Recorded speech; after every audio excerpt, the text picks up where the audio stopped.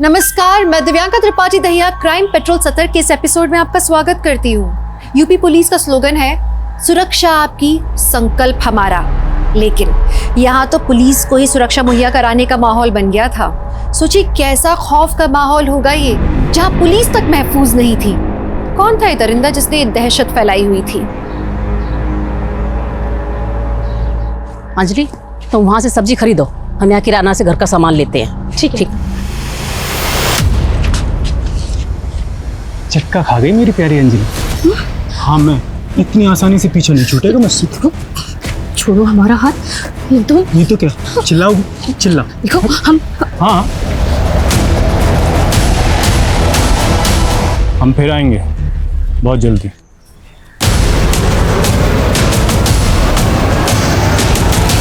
बताना कौन था वो? बोलती काहे नहीं? वहां तो बड़ा हाथ पे हाथ पकड़े खड़ी थी उसका। मम्मी, हमने हाथ नहीं पकड़ा था। वो प्रदीप था, हमारा पहला पति। पति? हमारी तो किस्मत ही फूट गई। एक तो उम्र से बड़ी औरत से अपने बेटे की शादी करा दी, ऊपर से पति भी आता हमका। अब समझ में आ रहा है माँ कि रोज मंदिर किस भगवान के दर्शन के लिए जाती थी। नहीं विजय, ऐसा नहीं है। हमने खुद उसे इतने सालों बाद देखा। अरे हम खुद चौंक गए थे उसे चौंक गए देखकर। थे? क्या पुराने आशिक को देख के पुराने दिन याद आ गए? विजय, बहुत हो गया। हमारी पहली शादी, हमारा पहला पति, सब कुछ बताया आप लोगों को, कुछ नहीं छुपाया आपसे। और जरूरत आप लोगों को थी। हमारे पापा ने आपकी मदद की थी, पर आप लोगों ने हमारी कद्र नहीं समझी। हमें भी नहीं रहना ऐसे मतलबी लोगों के साथ। जा रहे हैं हम विजय अपने घर। फुटी खोड़ी लाल लगान, खाए चना और बोले बादाम। अंजलि बेटा, एक बार और सोच। नहीं पापा, अब हम विजय के पास नहीं जाना चाहते। अब हमसे और सहन नहीं होता है पापा। बेटा, सहना तो तुझे यहां भी पड़ेगा। तू तो अपने भाई भाभी को जानती है ना। अब ये दोनों बिजनेस भी संभाल रहे हैं। अब हम में ताकत नहीं है अपनों से लड़ने की। पर पापा, क्या हमारे इस घर पे कोई हक नहीं है? बेटा, ये 30 लाख की एफडी है। ये मैंने तेरे लिए बनवाई थी। बेटा, किसी को बताना मत। ये एफडी 1 साल में मैच्योर भी हो जाएगी। बेटा, तब तक एक कोशिश करके देख ले, शायद विजय का दिल तू जीत पाए।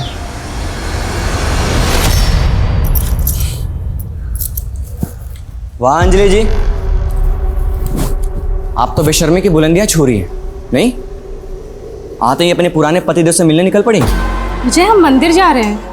हमें मंदिर जाके थोड़ा सुकून मिलता है। और अगर आपको हमारे ऊपर शक है तो आप भी चलिए ना हमारे साथ। अरे नहीं, तुम्हारा रंगरलिया देखने का कोई शौक नहीं है हमें, और मंदिर जाने की कोई जरूरत नहीं है। मंदिर जाने में क्या दिक्कत है विजय? तो मंदिर नहीं जाओगी? हम जा रहे हैं ना प्रभु से तुम्हारे लिए सद्बुद्धि मांगने। चलो विजय बेटा, हमको मंदिर छोड़ देना, तुम वहां से ऑफिस निकल जाना। जी माँ। लेकिन विजय, हम रोज मंदिर जाते हैं। रोज मंदिर जाती थी, पर आज नहीं जाना। लेकिन क्यों? बोला ना, ना मतलब ना।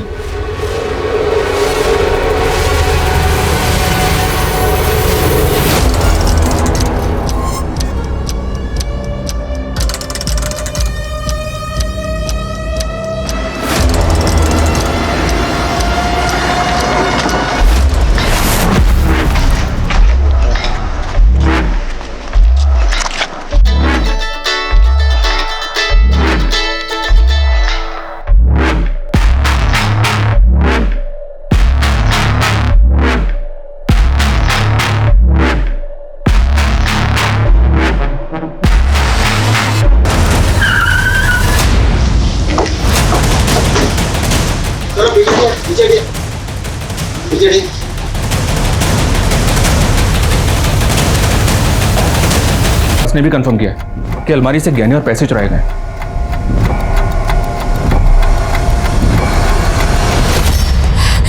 साहब, हम मंदिर गए थे। अंजलि बेटा घर में अकेली थी। जैसे ही मंदिर से लौटे तो हमने दरबार की हालत देख के हमारा सर चकरा गया था साहब। हमने फौरन अपने बेटे विजय को बुलाया साहब। आप लोगों में से किसी ने घर के अंदर आते जाते किसी को देखा था?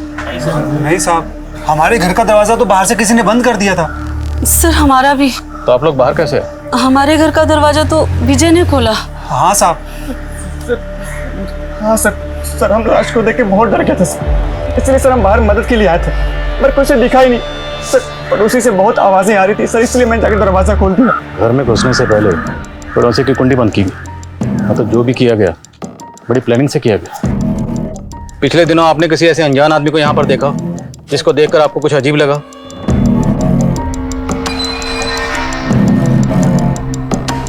सर, पड़ोसियों के घर को बाहर से लॉक करना, इतनी आसानी से घर के अंदर घुसना, उसके बाद लूट, फिर रेप और मर्डर। ऐसा लग रहा है कि शायद मेन मोटिव लूट का नहीं बल्कि दुश्मनी का था। अगर कातिल का मकसद दुश्मनी निकालना था तो सवाल यह है कि दुश्मनी किससे निकालेगी? अंजलि से या अंजलि को मारकर उसके परिवार से? सर आसपास कोई सीसीटीवी नहीं है, पूरा घर छान मारा पर कोई मर्डर वेपन नहीं है। कौन लोग थे, कहाँ से आए, कहाँ गए, किसी ने नहीं देखा। अंजलि और विजय का बैकग्राउंड खंगालो और बॉडी को पोस्टमार्टम के लिए भेजो। Okay sir.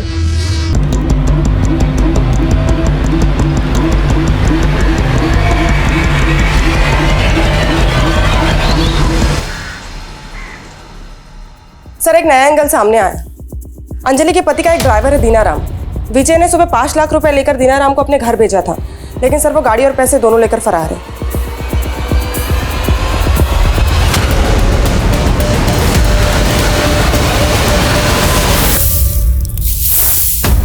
ए ब्यूटी, जरा ठीक से झाड़ू लगा, नहीं तो आज रोटी की जगह पर ना चमाट मिलेगी तेरे को। आगे तक लगा, आगे तक। ये तुम्हारा काम है ना, बच्ची से क्यों करवा रही हो? ओ मैडम, आप काम करो अपना। रास्ते से पकड़ के लाई हूँ, खाना खिला रही हूँ उसको, तो उससे कुछ तो काम लूंगी ना। अरे लेकिन वो छोटी सी बच्ची है, उसकी हालत देखो, बीमार लगती है वो। आपको ज्यादा दया आ रही है तो आप अपने साथ ले जाओ, मेरी भी जान छूटेगी। क्या हुआ, हो गई बोलती बंद? ए ब्यूटी, ठीक से काम करना, सारे पत्ते इकट्ठे करो, उधर फेंक क्या।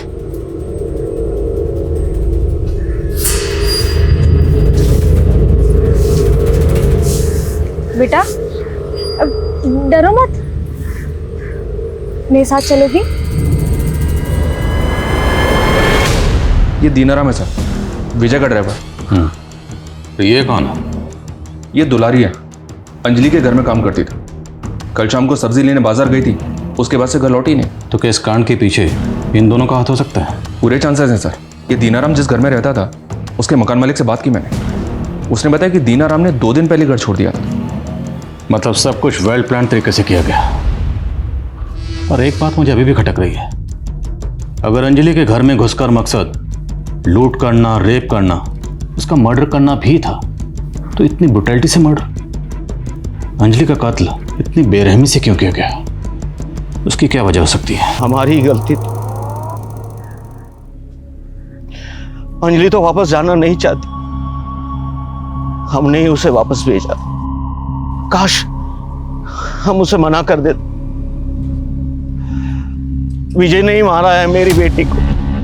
देखिए, हम पूछताछ कर रहे हैं, जो भी गुनहगार होंगे उन्हें सजा जरूर मिलेगी। अंजलि की किस्मत ही खराब थी, उसका पहला पति भी बहुत ही कमीना निकला, और दूसरा पहला पति प्रदीप बहुत ही कमीना आदमी है वो। चक्का खा गई मेरी प्यारी अंजलि। प्रदीप बहुत ही मारता था मेरी बेटी को, बड़ी मुश्किल से उससे छुटकारा दिलवाया था, लेकिन ये विजय उससे भी बड़ा कमीना निकला, बहुत ही गिरा हुआ था सर। तो विजय और अंजलि की शादी कैसे हुई? I mean, अंजलि पहले से शादीशुदा थी और विजय से उम्र में भी काफी बड़ी थी। विजय हमारे साथ बिजनेस करता था और उसे हमें 8 लाख रुपया देने थे, तो इसी सिलसिले में वो हमारे घर पर आता था और अंजलि को देखता था, और उसे अंजलि पसंद आ गई। उसने शादी की बात छेड़ी और हमने हाँ कर दी, लेकिन साहब हमने उसे अंजलि की पहली शादी के बारे में सब कुछ बता दिया था और वो मान गया था। उसकी अच्छाई को देखकर हमने वो 8 लाख रुपए भी माफ कर दिए थे साहब। लेकिन साहब इतना सब कुछ करने के बाद भी उसने मेरी बेटी के साथ। आओ, तुम यहाँ आराम से बैठो, मैं पानी लेकर आती हूँ, ठीक?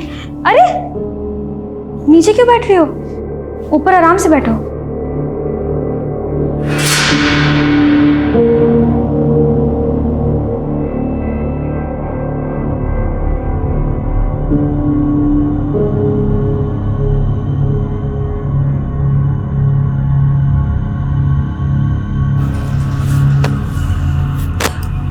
आजा बेटा, सो जा। हाँ?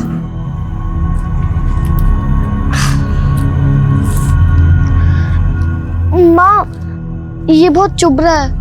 अरे कोई बात नहीं बेटा, यहाँ आजा मेरे पास। हाँ, गोदी में लेट जाते। हाँ, पानी।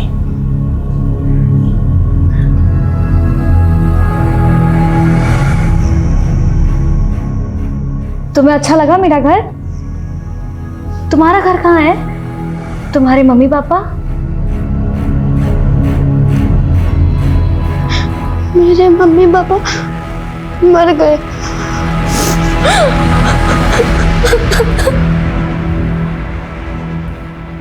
भिजवा दो। सर, अंजलि की पोस्टमार्टम रिपोर्ट जितना सोचा था उससे कहीं ज्यादा पेनफुल डेथ थी उसकी। रिपोर्ट के मुताबिक उसके गले को इतना धीरे धीरे इंच। सिर्फ एक डायवर्जन था, असली मकसद पूरी फैमिली की डिटेल्स निकलो। और दीनाराम के साथ जो मेट थी, क्या नाम है? दुलारी। पता करो इस वक्त दोनों का।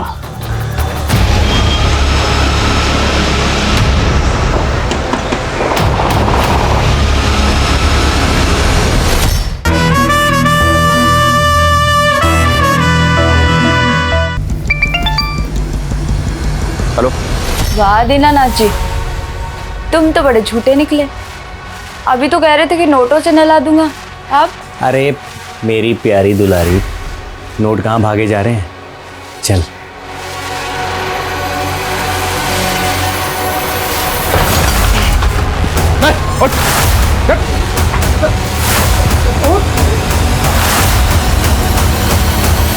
चेक कर। सर,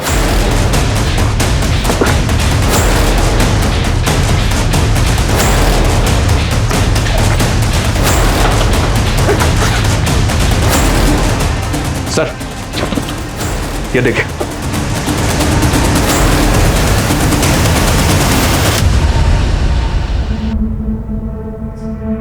ब्यूटी, ब्यूटी, छोड़ो उसे, छोड़ो। कितनी बार कहा है ना, ये सब काम तुम्हारे लिए नहीं है। पर घर पर भी मैं मेरी माँ की मदद करती थी, और आप भी तो मेरी। रुक क्यों गई? तुम मेरे लिए मेरी बेटी जैसी ही हो। माँ की याद आती है? तुम मुझे बताओ कि तुम्हारी माँ कैसी थी? चल किराया निकाल। साहब, आज तो मेरे पास पैसे नहीं है। मैं अगले हफ्ते खुद आके आपको सारे पैसे लौटा देती हूँ। हाँ, अगले हफ्ते नहीं, मेरे को कल पैसे चाहिए। तेरी बेटी को लेके जा रहा हूँ। पैसा दे के ना, इसको लेके जाना। मेरी बच्ची को छोड़ दो साहब। साहब, मेरी बच्ची को छोड़ दो ना। मैं आपको पैसे ला कर देती हूँ साहब, मुझे माफ करिए। कल तक पैसे मिल जाने चाहिए, नहीं तो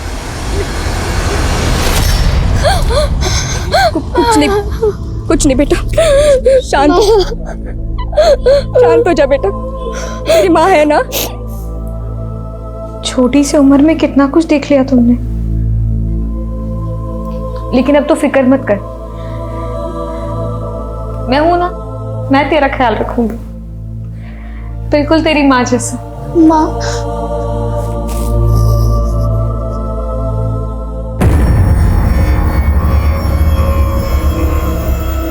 कोरोना नहीं है आपको, मामूली सा वायरल फीवर है। आप बेकार में परेशान हो रहे हैं। हम दवाई लिख देते हैं, एकदम ठीक हो जाएंगे। पापा, हम डॉक्टर के लिए, हम डॉक्टर, आप मरीज। बेटा सौहार्द, पापा अभी असली मरीज को देख रहे हैं। थोड़ी देर जाके मनीष चाचू के साथ खेलो ना। पापा, डॉक्टर खेलते ना पापा। पापा, मनीष। डॉक्टर। अरे मनीष, जी भैया। इसको जरा अंदर ले जाओ ना। अरे सौहार्द, चलो हम खेलते हैं तुम्हारे साथ डॉक्टर। नहीं चाचू, आप डॉक्टर कैसे कह सकते हैं? डॉक्टर तो पापा है, पापा खेलेंगे ना पापा। डॉक्टर। दो मिनट। अच्छा चलो, ये डॉक्टर। हम लोग डॉक्टर नहीं, लुका छिपी खेलेंगे। तुमको पसंद है ना? पापा 100 तक गिनती गिनेंगे, तुम कहीं जाके छिप जाओ, ठीक? हम कबड़ में छुपेंगे, आप हमें कभी नहीं पकड़ पाएंगे। डॉक्टर। हाँ, चलो। सर बता दो सर, वो हम दुलारी से बहुत प्यार करते हैं। सर वो शादीशुदा है, लेकिन अपने पति से परेशान थी, और सर मैं पैसों की किल्लत से, इसलिए सर सोचा कि अगर अगर पैसों का कहीं से जुगाड़ हो जाए तो हम दुलारी को लेकर कहीं दूर चले जाएंगे। इसलिए जब विजय बाबू ने हमें 5 लाख रुपए दिए तो हमें लगा कि यही सही मौका है। मौका देखकर तूने अंजलि का पहले रेप किया। ऐसा मत बोलिए साहब, हम तो दीनाराम से प्यार करते हैं, इसलिए उसके साथ चले आए। हमने किसी को नहीं मारा और दीनाराम ने भी किसी को नहीं मारा होगा। ये दीनाराम ये तो कबूल कर रहा है कि उसके घर से जो कैश रिकवर हुआ वो वही कैश है जो विजय ने उसे दिया था, लेकिन इस बात से साफ मना कर रहा है कि अंजलि के कत्ल और रेप से उसका कोई ताल्लुक है। दुलारी भी यही कह रही है सर, लेकिन अगर इन दोनों ने कुछ नहीं किया तो फिर किसने किया? अंजलि के घर से 50,000 कैश और तकरीबन 8 लाख की ज्वेलरी चोरी हुई थी। तो जिसने भी कांड किया है कैश तो उड़ा दिया होगा, पर गहने वो अभी तक संभाल के रखे होंगे। मामला ठंडा होने का इंतजार रहा होगा, लेकिन गहने बेचे जरूर जाएंगे। शहर के जितने भी ज्वेलर्स हैं सब जगह अपने आदमी तैनात करो। Okay sir. सुहाद्या, सुहाद्या, सुहाद्या, कहाँ है बेटा? सुहाद्या, अरे ये लड़का कहाँ चला गया? जयंती भाभी, मैंने सुहाद्या को हर जगह देखा पर वो कहीं नहीं दिख रहा है। क्या? सुहाद्या, सुहाद्या, सुहाद्या, सुहाद्या। अरे क्या हुआ, इतना शोर क्यों मचा रहे हो तुम लोग? अरे सुहाद्या कहीं मिल नहीं रहा, पता नहीं कहाँ छुप गया है। अभी 1-2 घंटे पहले तो मेरे साथ वो लुका छिपी। हम कबड में आगे छिपेंगे, आप अभी कभी नहीं पकड़ पाएंगे। कबूट।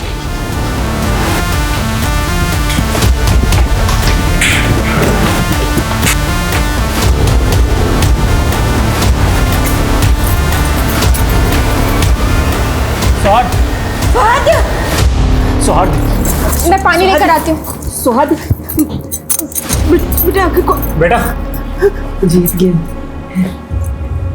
पापा, जीत गया।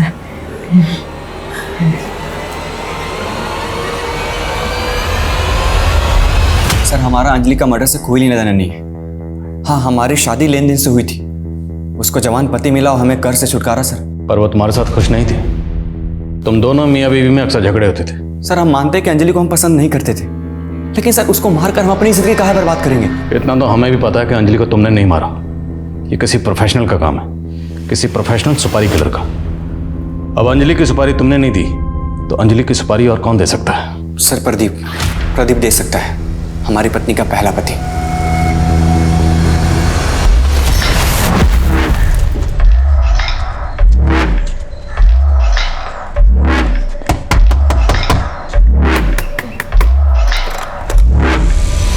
जी दीदी, 2 दिन से बच्चे भूखे हैं, बहुत भूख लगी है दीदी, खाने को कुछ मिलेगा? ठीक है, तुम रुको, मैं कुछ लेकर आती हूँ।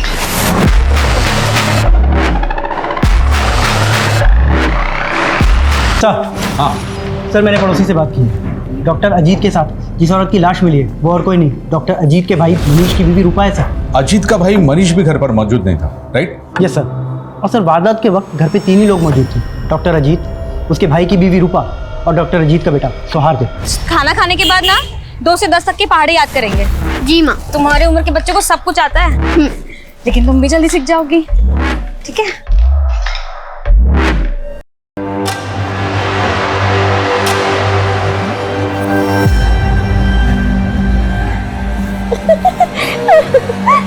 पापा, आप और रूपा चाची क्या खेल रहे हो? हम तो लुका छुपी खेल रहे थे ना। हम लुका छिपी खेल रहे थे बेटा, तुमने हमें ढूंढ लिया।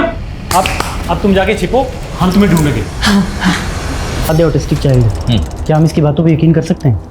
बिल्कुल कर सकते हैं शर्मा, क्योंकि सौहार्द आम आदमियों की तरह सच में झूठ नहीं मिला सकता। उसने वही कहा जो उसने देखा, अनजाने में। शायद उसको पता नहीं कि उसने कितनी भयानक वारदात देखी है।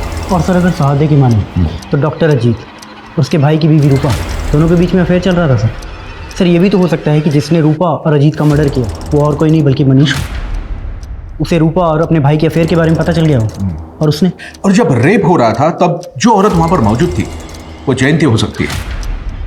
जयंती और मनीष दोनों के फोन बंद है। पता करो इन देवर भाभी के बारे में। सर, आप यहाँ अकेली रहती हैं? हाँ, साल के 6 महीने अकेली रहती हूँ। मेरे पति मोहित मर्चेंट नेवी में है, तो 3-4 महीने में एक ही बार आते हैं। लो तुम्हारे बाल बन गए।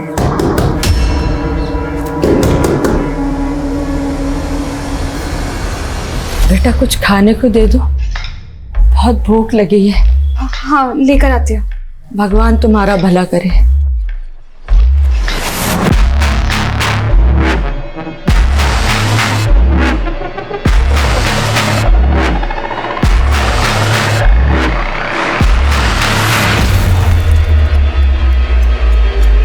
ले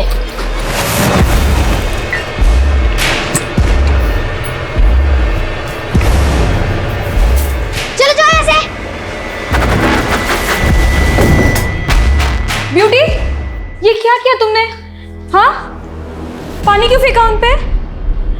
ऐसे नहीं करते बेटा। उनको भूख लगी थी ना, अब ये खाना उनको देना और उनसे सॉरी कहना। सॉरी। भगवान आपकी बेटी का भला करे। खुश रहो बेटा, खुश रहो। तुम्हारी बीवी और तुम्हारे भाई के बीच अफेयर चल रहा, ये बात पता थी ना तुमको? क्या बकवास कर रहे हैं सर आप? ये सब झूठ है। रूपा और अजीत भैया के बीच एक पवित्र रिश्ता था, जैसे तुम्हारा और तुम्हारे भाभी के बीच में। बताओ कहाँ है तुम्हारे क्राइम पार्टनर, तुम्हारी भाभी जयंती? बताओ। ना हमने कोई क्राइम किया है, ना जयंती भाभी ने। वो तो अपने मायके गई हुई है। हाँ सर, हम अपने मायके गए हुए थे। आपके देवर मनीष का कहना है कि आपके पति और आपकी देवरानी रूपा के बीच कोई गलत संबंध नहीं थे। झूठ बोल रहे हैं सर, मनीष भाई साहब को सब पता था। दरअसल रूपा और अजीत के रिश्ते को उन्होंने ही बढ़ावा दिया था। क्या? दरअसल मनीष भाई साहब कुछ कमाते नहीं थे, सारी जिम्मेदारी हमारे पति पर थी। उनके टुकड़ों पर पल रहे थे, इसलिए मनीष भाई साहब अपनी बीवी रूपा को हमारे पति अजीत के पास भेजते थे। और आप ये सब सह रही थी? और कोई चारा भी तो नहीं था सर, क्या करते? हमारे बेटे की कंडीशन तो आप जानते हैं ना, उसकी दवाइयाँ, उसके भविष्य के बारे में हम नहीं सोचते तो और कौन सोचता। पर कुछ वक्त से अजीत ने अपनी बेशर्मी की सारी हदें पार कर दी। जो हरकतें वो बंद कमरे में करता था वो खुलेआम होने लगी। बस हमारा सब्र खत्म हो गया, इसलिए हम अपने मायके चले गए। सर, हमने अजीत और रूपा को नहीं मारा है, हम सच कह रहे, हम अपने बच्चे की कसम खा के कहते हैं। क्या इन दोनों केसेस के आपस में तार जुड़े हुए थे? वक्त तेजी से गुजर रहा था और पुलिस पर दबाव बनता जा रहा था। अब जरूरी था कि पुलिस कोई नए तरीके आजमाए। सर, सभी ज्वेलर्स को अलर्ट पे रखा है, लेकिन अभी तक कोई भी ज्वेलरी बेचने आया नहीं है। तो शायद हमें अपना तरीका बदलना पड़ेगा। अभी तक हम ज्वेलर शॉप पे फोकस कर रहे हैं, जबकि काले धंधे अक्सर रात के काले अंधेरों में किए जाते हैं। एक काम करो, जितने भी लोग इस तरह के गहने बेचने और खरीदने के सस्पेक्ट हैं, सबकी लिस्टिंग करो। सबके घरों के बाहर सिविल ड्रेस में अपने आदमी तैनात करो, नजर रखवाओ दिन रात। Okay sir. पुलिस को कुछ वक्त लगा, चोरी के जेवर बेचने वालों पर उन्होंने सख्त निगाह रखी और बसंत नाम के एक शख्स पर उनकी निगाह आकर टिक गई।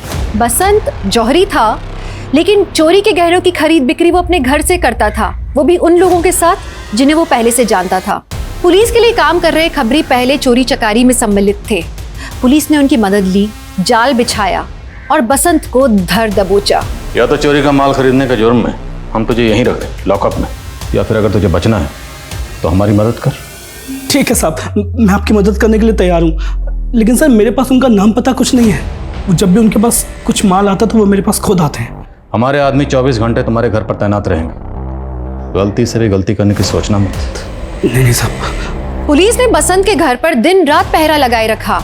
हफ्ते गुजर गए, महीने गुजर गए, पुलिस ने अपना सब्र बनाए रखा और 78 दिन बाद बसंत के घर एक दस्तक हुई।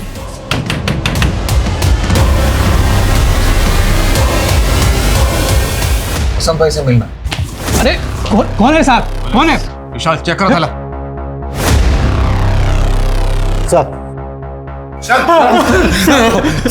साहब मैं अरविंद हूँ, ये शंकर है। साहब वो जेवरात हमें रास्ते में पड़े मिले थे, चोरी नहीं किए। उनको बसंत भाई के पास बेचने के लिए ले जा रहे थे, चोरी नहीं की साहब हमने। आपको लगता है कि इस उम्र में हम चोरी चकारी करेंगे? हम मामूली से इंसान है साहब, एक टोकरी चाकरी करने वाले। वो गहने नीचे पड़े दिखे ना तो लालच आ गया साहब और चले गए बसंत भाई के पास। तुम लोग नौकरी पेशे वाले मामूली लोग हो ना? तो चोरी चकारी का माल खरीदने वाले बसंत को कैसे जानते हो? वो हुआ क्या? जब तक सच ना बोले मरम्मत चालू रखो। चोरी नहीं की साहब, गिने तो। और कौन कौन शामिल है तुम्हारे ग्रोह में? बोल दो, छोड़ दूंगा। छोड़ दीजिए साहब, डर लग रही है साहब, मर जाऊं मैं साहब। चोरी नहीं। तुम तो बहुत अच्छा मसाज करती हो, कहाँ से सीखा? मासी से। मासी की वजह से ही मैं जिंदा हूँ।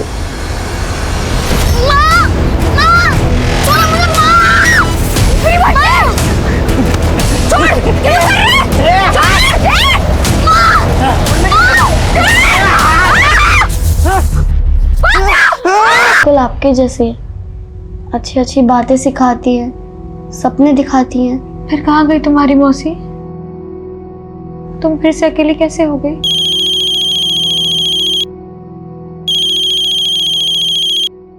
हेलो, हाँ मोहित, हाँ मैं ठीक हूँ। आप कैसे हैं? हाँ, आप कब तक आएंगे?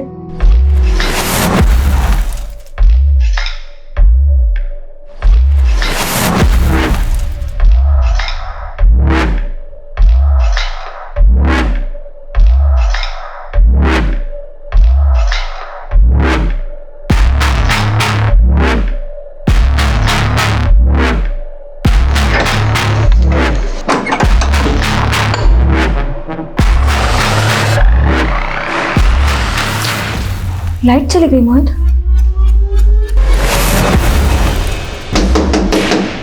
दस 11 साल की एक बच्ची नैना जी के साथ रह रही थी, लेकिन अब वो गायब है। सर बहुत ब्रूटली मर्डर किया गया है। अंजलि के जैसा सिमिलर केस है। भी बिल्कुल वैसे ही लॉक किया गया है जैसे मर्डर वाले दिन अंजलि के पड़ोसियों के घर को किया गया था। अंजलि के केस को अभी तक हम पर्सनल वेंडेटा का केस समझ रहे थे, बट आई थिंक ये दोनों केसेस पर्सनल नहीं, किसी प्रोफेशनल ग्रुप का काम है।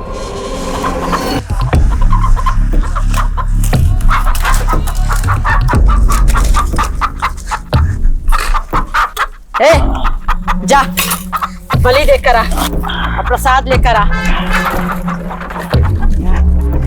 कृष्णा आजा।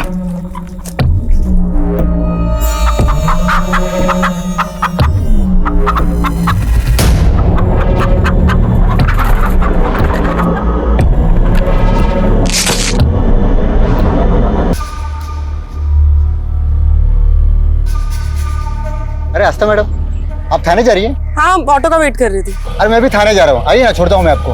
Thank you. बैठिए।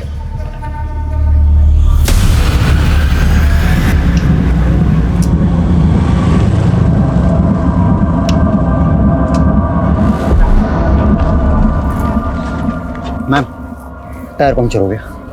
यहाँ तो आसपास मैकेनिक भी नहीं मिलेगा रतन। देखता हूँ मैं कुछ करता हूँ।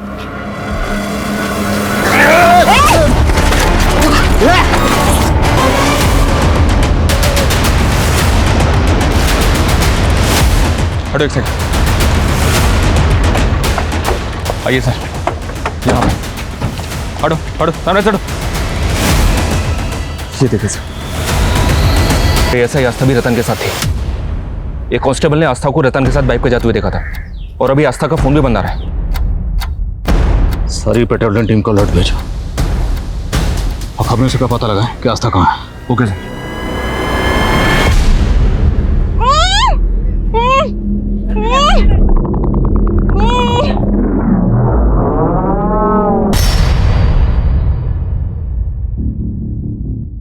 पुलिस वाली है, जब तक ये हमारे पास है पुलिस हमारा कुछ नहीं बिगाड़ पाएगी। एक बार हम लोग यहाँ से निकल जाएं, फिर तेरे को जो करना है कर लेना। सर हमारी खबरों से भी पता नहीं चल रहा है कि ऐसा ही आस्था इस वक्त कहाँ पर है और किस हालत में है। और ये अरविंद और शंकर, इन दोनों को 24 घंटे से भूखा रखा है। इनकी पिटाई भी किया सर, लेकिन दोनों अब भी एक ही बात बोल रहे हैं कि वो निर्दोष हैं। त्रिपाठी, मैं ये कुछ पुराने केसेस देख रहा था।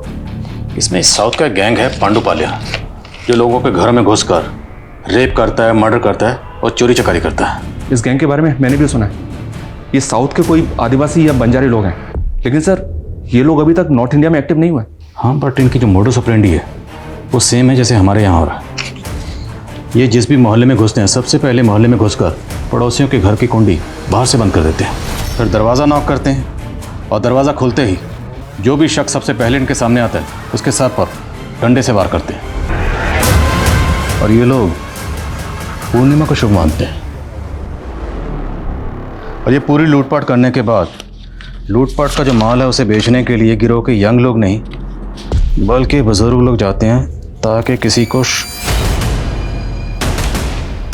अरविंद और शंकर की रिमांड कब खत्म होगी? 10 दिन बाद सर। और पूर्णिमा कब? 4 दिन बाद। अरविंद और शंकर से कहो कि 10 दिन से पहले हम उन्हें छोड़ने वाले नहीं हैं। Okay sir. त्रिपाठी सर।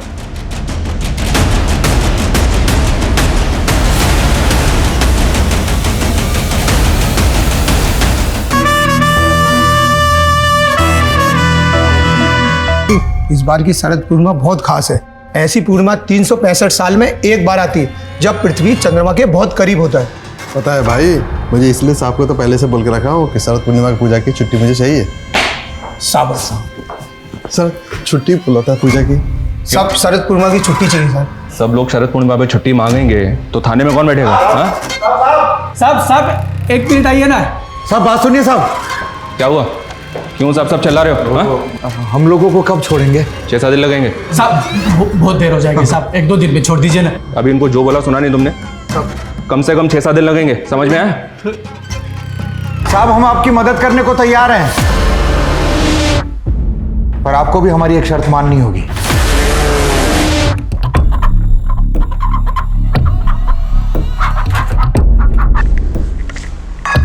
मुर्गा न खाया ऐसा आज तक कभी नहीं हुआ।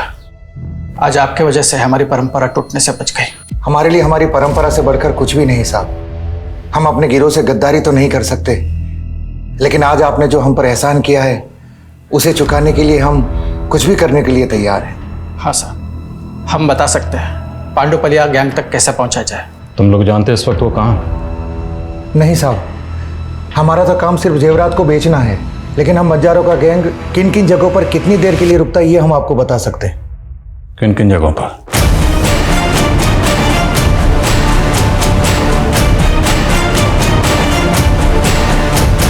सर, ये ऐसा ही आस्था को पांडुपालिया गैंग ने किडनैप किया है।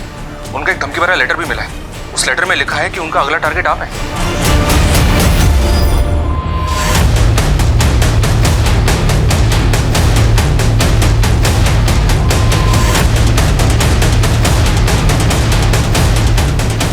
जैन सर। जैन त्रिपाठी क्या हो रहा है? बड़ा था सर, एसपी साहब के ऑर्डर से आपके घर पे 24 घंटे सिक्योरिटी रहेगी।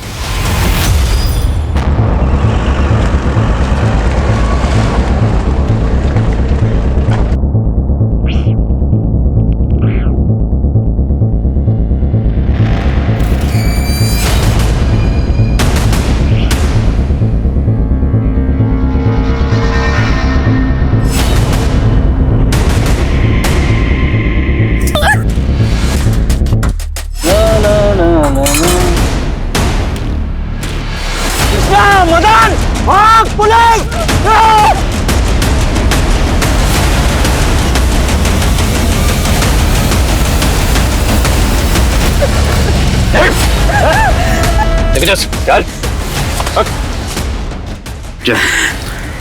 बच गए आप। अगला नंबर आपका ही था। ये पूर्णिमा आपके लिए भी शुभ रही। तेरी पूरी जिंदगी जेल की काली अमावस में कटेगी। लेके जा। आएंगे हम, आशीर्वाद से बाहर आएंगे। अगले कुछ महीनों में पुलिस ने पांडुपालिया गैंग के कई सदस्यों को गिरफ्तार किया, जिसमें 10 साल के बच्चों से लेकर 70 साल के बुजुर्ग तक शामिल थे।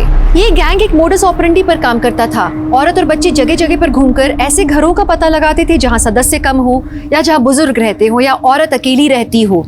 ये इनके इजी टारगेट होते थे। पूछताछ में गिरोह के एक सदस्य ने बताया कि आमतौर पे वो उन घरों को निशाना बनाते थे जो मोहल्ले के आखिरी में हो या जो नदी और मैदानों के पास हो, जहां से भागने में आसानी हो। मैं इस बात को अच्छी तरह से समझती हूँ कि हमारे समाज का एक बहुत बड़ा तबका है जिसके साथ सालों से नहीं दशकों से अन्याय हुआ है और उन्हें अपनी जिंदगी को बेहतर बनाने का मौका कभी मिला ही नहीं। लेकिन इसका मतलब ये कतई नहीं कि कोई जुर्म का रास्ता इख्तियार कर ले। इस तरह से तो पिछड़ा वर्ग और पिछड़ा हो जाएगा और पिछड़े वर्ग का हर सदस्य मुजरिम बन जाएगा। लालच एक ऐसा नशा है जो जमीर पर हावी हो जाता है। इंसान सही और गलत के बीच में अंतर नहीं कर पाता। कहाँ रुकना चाहिए वो समझ नहीं पाता। ऐसे गैंग्स लोगों की जिंदगियां बर्बाद कर देते हैं, लोगों का सांस लेना मुश्किल कर देते हैं। आज पुलिस की पुरजोर कोशिशों के बाद पांडुपाल्या गैंग का आतंक कम हो गया है। इस खौफनाक गैंग को रोकने के लिए यूपी पुलिस ने जो दिलेरी दिखाई वो सराहनीय है। टीम क्राइम पेट्रोल की तरफ से मैं आज उनकी बहादुरी को सलाम करना चाहती हूँ। आप सतर्क रहें, सुरक्षित रहें। इसी आशा के साथ मैं दिव्यांका त्रिपाठी दहिया अब लेती हूँ आपसे विदा। फिर मिलूंगी अगले केस के साथ। आप देखते रहें क्राइम पेट्रोल सतर्क। जय हिंद।